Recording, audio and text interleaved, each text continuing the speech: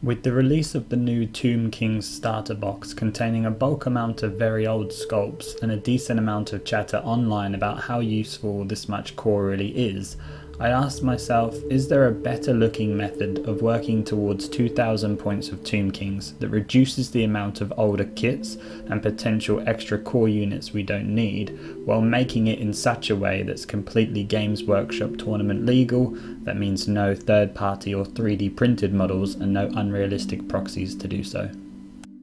Quick disclaimer, if you love all the models in this box, you want this box for any reason, I totally endorse people picking this up. I really just want to offer some extra thought on building Tomb Kings without the purchase of this large box of older core units as the method. So what are the strictest rules for Games Workshop play that we may need to adhere to, and why should we care? I've provided a link in the description of an Age of Sigmar Games Workshop tournament rule set. In this it states that all miniatures must accurately represent the unit on the roster and not contain any third party models. Accurately represent the unit on the roster is open to some interpretation, but it's generally expected that with the old world versus mainline games, there'll be extra leeway given here, accounting for various older armies already in people's possession and the general lack of model availability we find ourselves in. If you don't care to play by such official means, then you don't have to worry about this part of things, but keep in mind if you ever do change your thoughts on that, you may not want to be hundreds of dollars deep in an army where you have to redo large parts of it in the future to make it legal, so to speak.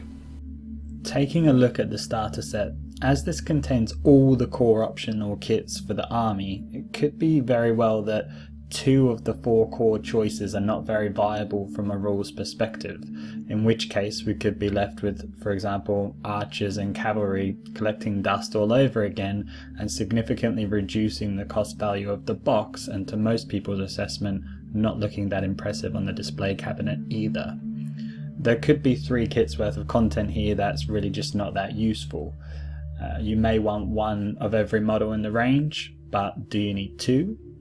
So at the very least, we may want to wait a couple of weeks for some rules and lists to get some analysis before we have any regrets here. First up, I believe we can avoid the skeleton warriors, as the Tomb Guard kit nicely gives us dual weapon options, which means we can use 1 weapon option as skeleton swordsman and 1 as regular Tomb Guard with halberds. Luckily, if we want to run them as skeleton spearmen, the spearman kit is also dual kit, even a dual kit with archers, so we should see a decent supply from people being able to sell the spear arms from that kit for us to use. Very keen builders could even magnetize the arms here, giving us 4 unit options from the kit, which may be worth the effort there, but magnetizing skeletons may be rough going.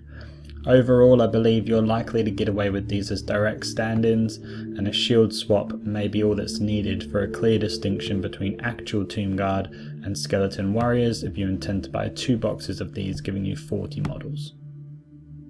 Now, if 8th edition points is anything to go by, 1 unit of chariots is going to cost about 3 units of, say, archers, cavalry or spearmen, so you could go much more minimal on the various older kits by stacking more core as chariots instead.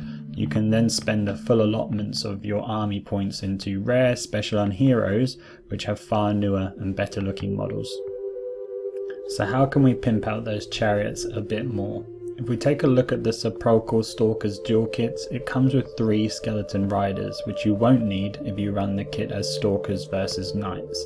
You can then magnetize the riders here again to keep your options open, but essentially you can use these riders in the chariots as an upgrade to the standard skeleton you get on those chariots, being that this model is much newer, better. They also have long spears, which can make them perfect for the chariot. As for the horses for chariots, for a single chariot lord, or like Cetra, there is a fantastic option in the Endless Spells Flesh Eater Quartz horses. They're emerging from the ground and can easily make it look like they're breaking out of the sands being summoned, a big improvement over the base horses we get. But this won't be cost effective for multiple chariots. The best way for us to get multiple horses would be the Black Knights Hex Wraiths dual kit, where you can hope to find them cheaper due to featuring in the magazine subscriptions, and maybe you're able to sell on some of the other spare parts, as well as your Tomb King horses you won't need. Easy to build Dreadblade Harrows are another option, but at higher cost also.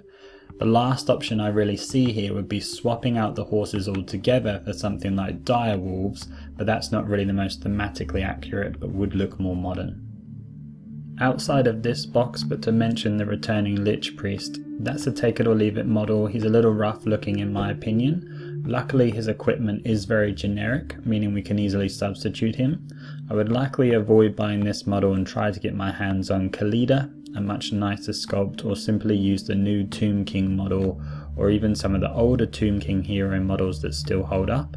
We have decent options for heroes to replace him, especially as some of the larger kits come with the ability to field a lord on foot, which can proxy in here also.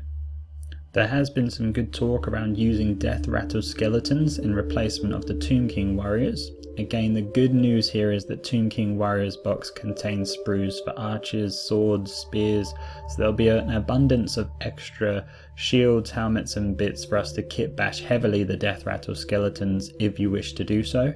I would wait though to get some size comparisons done here with the Tomb Guard before going all in on this approach, in case the scale becomes quite off or they just don't fit the theme still. Certainly a solid kit bash option here.